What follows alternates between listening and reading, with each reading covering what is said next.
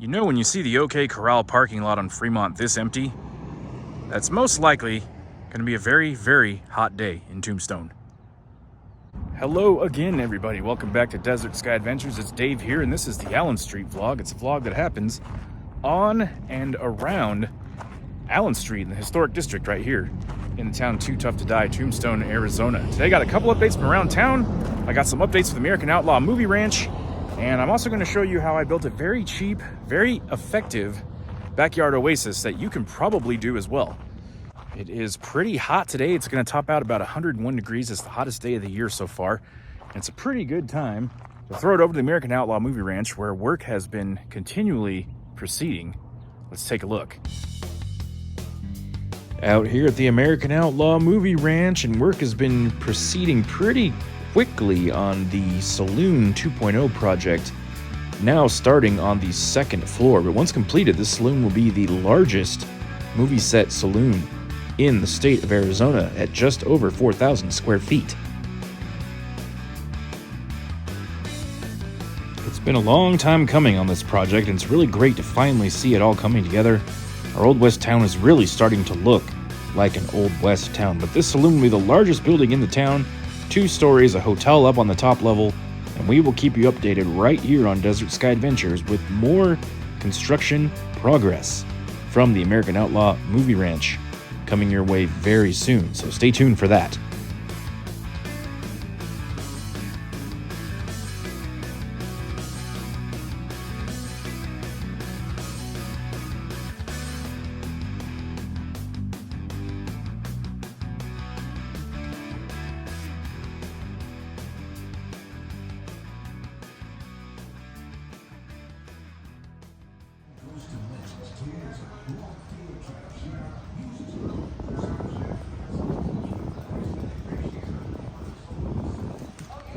I'm really looking forward to the 4th of July festivities that are planned around town. Yes, it's going to be hot, but some of the stuff is early in the morning. And there's going to be a parade, fireworks as I understand it, although I imagine the fireworks will probably be a game time decision based on the weather and the dryness conditions, and whether or not it rains between now and then, who knows. But besides that, it's a pretty quiet time of year. There is an election coming up here, the mayoral election here in Tombstone, which has a lot of people on edge for some reason. I've never really seen anything quite like it. But a lot of people are either angry about this election coming up or agitated by it. I don't really know. Look at that. There's maybe a beehive starting here on the fountain.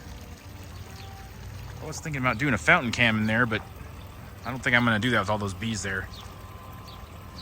But yeah, as far as this election thing goes, I've had people on both sides accuse me of somehow trying to help the other. Not so. I actually have really no thoughts on it. I live in a part of town that is considered a county island, so I can't vote anyway. And the last thing I'm going to do is get upset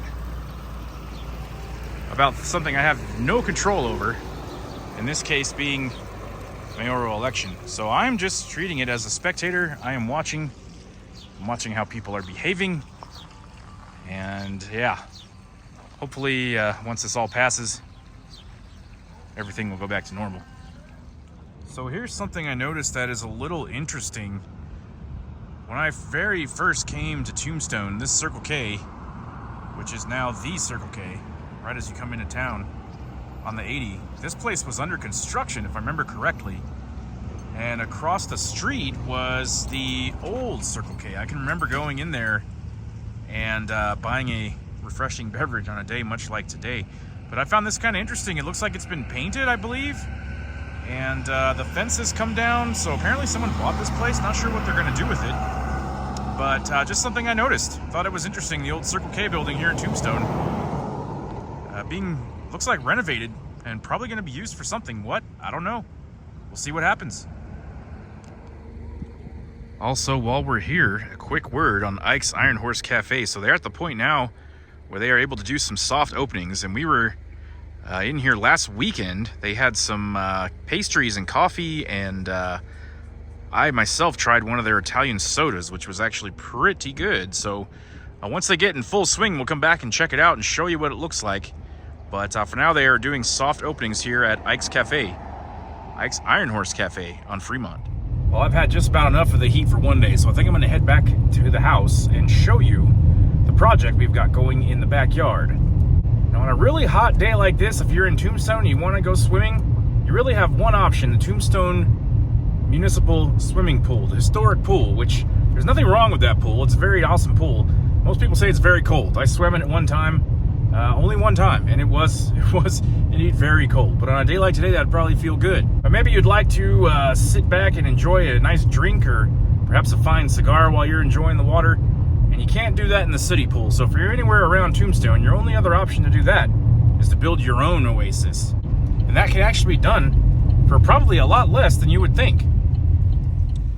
Welcome, my friends, back to my backyard. A place we have not seen on the channel in quite some time. And this right over here is our little desert oasis. And this is actually, I don't think I've shown this to you guys on the channel before, but this is actually the 4th year that we've had this pool. And I'm really glad we got it because it is very cheap and very effective. Before we show you that, let's take a look over here. If you're gonna have a pool, you're gonna need a pool shed. And this little one right here, I wanna say this was about 200 bucks or so when it was brand new, nothing super crazy.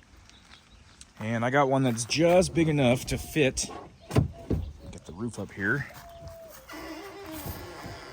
all the stuff that I need to store for the pool. So I got 2 umbrellas in here, all the chemicals, cleaners that you're gonna need. There's some pool filters buried down there, a couple pool noodles and other various things as well. But yeah, you need to store those chemicals somewhere where they're not going to get wet or get too hot, hopefully. So over here, we're in a nice shady spot for most of the day, but pool shed is a must. D-Dog, what are you doing back here? You're interrupting my filming. What are you doing? Hunting losers. Now, something I hear a lot of people say when it comes to an above ground pool like this is just how important the filters are. And I've heard people say that the filter that comes with the pool, which is similar to this one here, are complete garbage. And the first thing you should do is replace that filter with a sand filter. I'm not gonna disagree with that, but what I will say from my own experience, I've not found a reason to do that. This is the pump that came with the pool, and it works fantastic. You change the filter once a month on the inside of that thing. I've seen no reason at all to upgrade it, and most of your pools are going to come with a pump just like that, so it's not something you have to buy extra. But in a minute I'll take this off and you will see exactly how clear the water is, which this little pump runs about 10 hours a day every day. It's got its own little timer, and that is more than enough to keep the pool nice and clean. We have a nice view of Sheep's Head and the Dragoon Mountains back there in the distance, which is nice. But over here in the pool itself, the most important thing, I'm definitely not a pool expert, but I can tell you from my own experience, the most important thing when it comes to a pool like this is your pool cover. This is the 5th pool cover that we've had in 4 summers. Every pool cover that we've bought so far has been from the same company, these guys right here. But all the pool covers that we've had have had nothing more than these little straps right here, which go all the way around the length of the pool, which is fine, but there's 2 problems with that. One, no matter how tight you make this, the wind will eventually pull this off your pool cover, or pull your pool cover off the pool, I should say. Problem number 1. Problem number 2 is, over time, cinching this thing down as tight as you can make it, eventually they will rip right here at the seam. So the $50 pool covers, that's about as good as they get. Now this one, when we got it brand new, was around 75 bucks or so. This one has little Velcro straps that go around each leg of the pool. And so far, the wind has not blown this pool cover off, not even once. And that is great because I've got some trees right here next to the pool, and I don't want every manner of leaf and pine needle, as well as insects and other critters that can get in there. I want to try to deter them as much as possible. So good pool cover is going to go a long way. And the only other real piece of equipment I use on my pool is a good pool vacuum. This one was, what, about 125 bucks, something like that? It works really well, but you're going to need a pool vacuum, especially if you're out here in the desert, because you are going to get dust, sand, and silt in the bottom of your pool. And this works really, really well to get that stuff out. And of course, no pool is complete without the fake palm tree, which is starting to show a little sun fade. But this bad boy lights up at night and looks really cool. So now for the moment of truth, we're going to undo the pool cover and check out the water, see what kind of shape it's in. Shouldn't be too bad.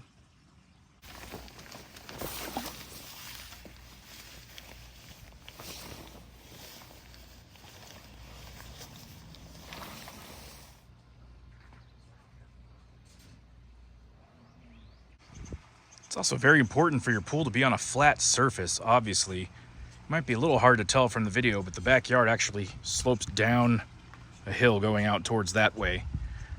And this is a garden area that someone had put here before we lived here, but this is the perfect flat spot. We had to remove a couple of rows of bricks in order to make the pool fit, but it's a 15-foot pool and it fits perfectly in this little flat spot right here. You can even see we have a little bit of a ledge drop off out to a rock garden. Everything slopes down the hill. So this was the best place to put it. We also needed something around, I don't know, 20 bags of sand or something like that. Something like that. To fill in this whole area, give it a nice soft bottom so it doesn't damage the pool liner, and flatten it all out. It's not perfectly flat, but it's close enough. Jennifer threw the unicorn in there, so she's ready to go. But the only other real accessories that we needed, like I said, around sunset time, the sun goes behind these trees and this whole area is in the shade, so that's pretty nice. But during the day, that is not the case. So if you don't have some sort of shade over your pool and you stay in there for any amount of time, the sun will destroy your skin. So to avoid that, we've got a couple accessories, one of which is this floating table, which one of the umbrellas will go through right there. Good place to set your drinks or your phone, your iPad. You can watch whatever you want to watch out here. The bees are big fans of it, but not too bad. But yeah, a couple umbrellas go a long way.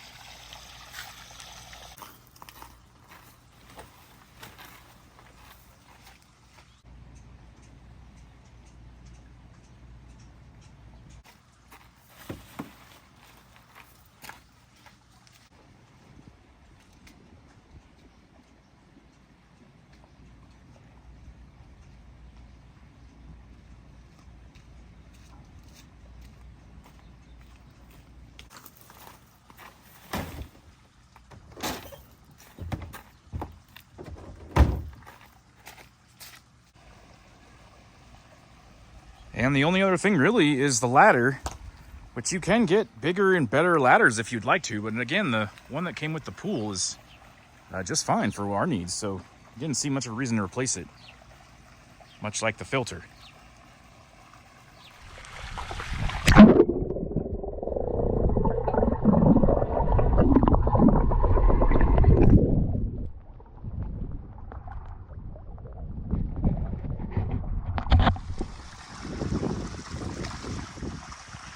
All right, folks, well, it's a little bit later on in the afternoon. I'm still here. I've got my alcoholic beverage and my fine cigar. And as you can see, the sun has gone behind the trees, so there's no need for the umbrellas. I've gotten rid of those. But from here, I got a great view of Sheep's Head out there behind the old telegraph poles.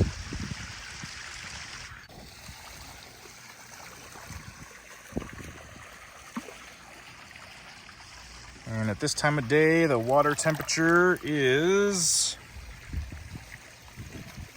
a little over 90 degrees, which sounds really warm, but it's actually pretty nice. It does seem like we've been attracting more bees than usual this year. You got to watch out. These guys will land in the water. And if you don't watch out for them. You'll have a bunch of drowned bees, so I try to save as many of them as I can. They're not really a problem, but you do get a couple of them coming by, which I totally understand. It's a desert. They're looking for water just like everyone else. Fly away, little guy. Come on, fly away. At some point he'll take off. Come on, dude. I don't have all day. Come on.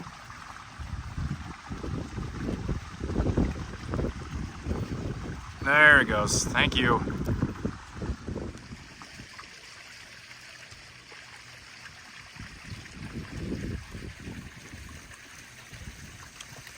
But yeah, that is a look at our little Tombstone Oasis here. And if you added up all the stuff all together for this entire setup, we are just under $2,000. So that's really not bad. This is something that I've had, like I said earlier, for a few years now. Definitely gotten my money's worth out of it. And we continue to enjoy it every summer, especially on a day like today when it is over 100 degrees here in Tombstone.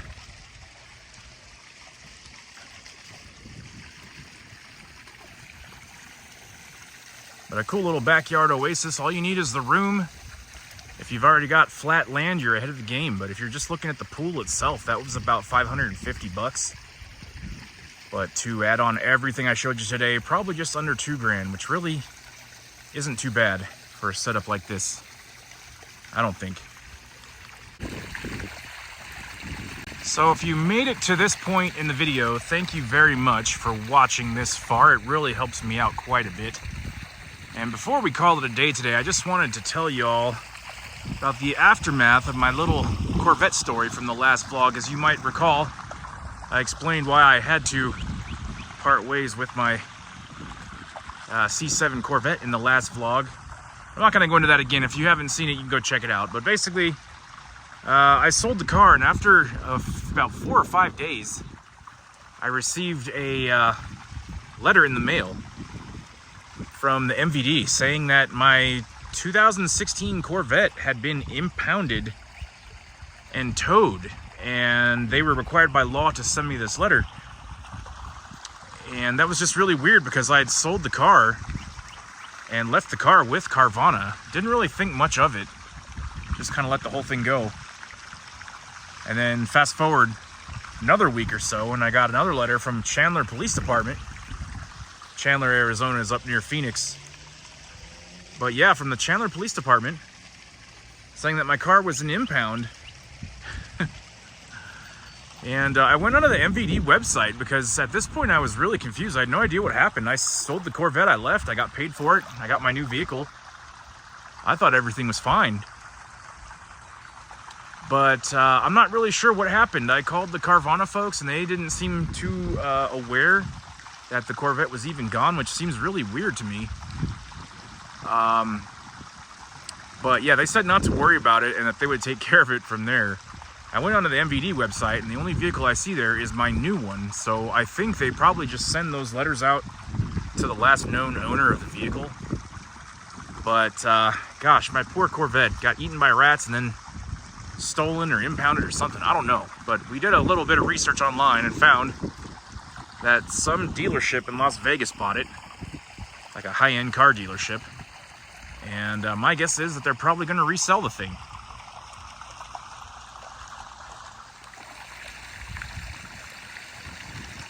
All right, everybody. Well, that's going to about do it for today's video. I really appreciate you watching all the way to the end. And if you like these videos and you haven't already, do me a favor and hit that subscribe button, hit the like button. Those things really help me out. And it doesn't cost you a thing. That's what we're going to end it for today, folks. Thank you so much for watching. I hope you enjoyed the video. Until next time, until the next video, we'll see you down the road.